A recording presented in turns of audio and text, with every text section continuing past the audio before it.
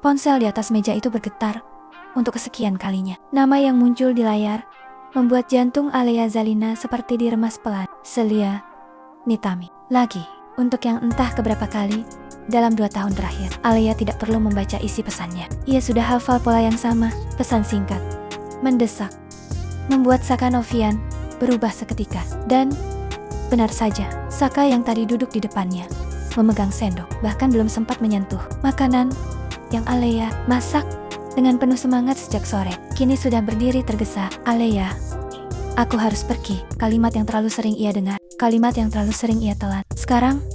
Tanya Alea pelan. Suaranya bahkan terdengar asing di telinganya sendiri. Saka mengangguk cepat. Celia. Panik. Dia sendirian. Kamu tahu kan? Dia sakit. Dia gak punya siapa-siapa. Selain aku. Selain aku. Selalu itu alasannya. Alea tersenyum tipis. Senyum yang sudah ia latih selama 2 tahun. Agar tidak terlihat retak. Pergilah. Ucapnya lembut. Aku mengerti.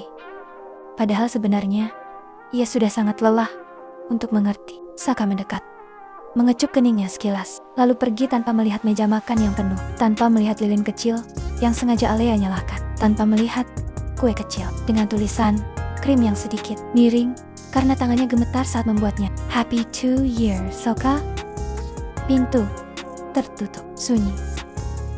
Alea berdiri lama di sana, lalu perlahan duduk kembali di kursinya. Tatapannya jatuh pada kursi kosong di depannya, kursi yang seharusnya ditempati Saka malam ini. Tangannya bergerak pelan, mengambil ponsel. Layarnya masih gelap, belum ada pesan atau panggilan. Dan entah kenapa, untuk pertama kalinya, Alea merasa bukan sedang berpacaran dengan 1 orang, tapi berbagi dengan 2 orang. Matanya memanas, tapi tidak ada air mata yang jatuh karena menangis pun.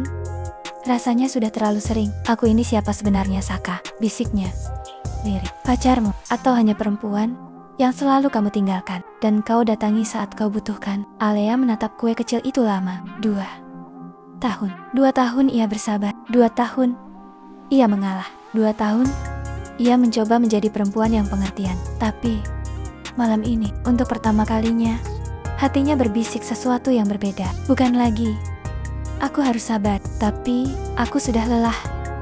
Aku sangat lelah. Alea mengambil kue itu, memotongnya sendiri, lalu memakan suapan pertama dengan tangan gemetar.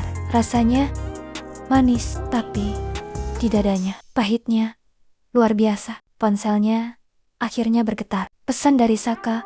Masuk. Maaf ya, Celia benar-benar butuh aku. Kamu gak marah kan? Kan? Alea menatap pesan itu lama sekali.